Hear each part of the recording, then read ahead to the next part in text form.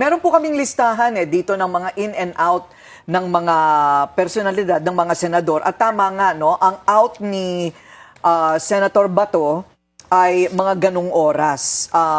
Ito naman ay hindi naman itinatago ng Senado. Ano po? Actually po, nagtataka po kami bakit mayroong mga may mga media first people na nakakuha nung information na yan. Yan po ay confidential information dahil hindi po natin sinisiwalat sa publiko yung pag-alis at pagdating ng ating mga senador. Kaya mayroon po kaming investigation ngayon kung sino po ang nag-leak ng information na yan sa media.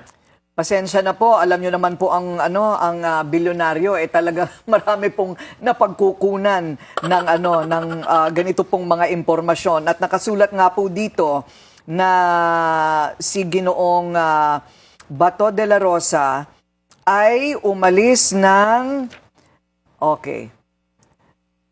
si Senator Padilla ay 2:30 a.m. lumabas.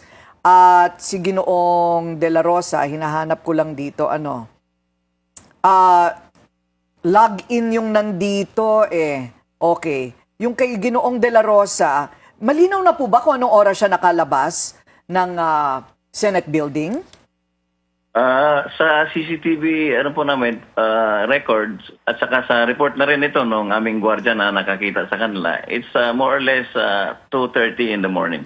Also 2:30 in the mornings. Kasi si Senator Robin nakasulat ay 2 in the morning, 2:35. No? Yung iba, mas maaga silang umalis Kasi nga daw merong mga senador na tumawag sa kapwa-senador na mas mabuti umuwi ka na.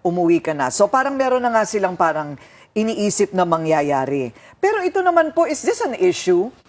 Yung pag-alis po ni Senator Bato, anong oras, kasama daw niya si Senador Robin, ito po ba ay issue? Sa amin naman po, wala naman talagang inaamin namin na magkasama sila ni Senator Robin nung umalis at magkasabay po sila sa isang sasakyan nung lumabas sila sa Senado. Ilalabas po ba ninyo ang mga CCTV? Magpapaalam po tayo sa ating Senate President kung papayagan po na isa publiko po yung aming video footage sa covering doon sa paglabas ni Senator Bato at saka Senator Robin.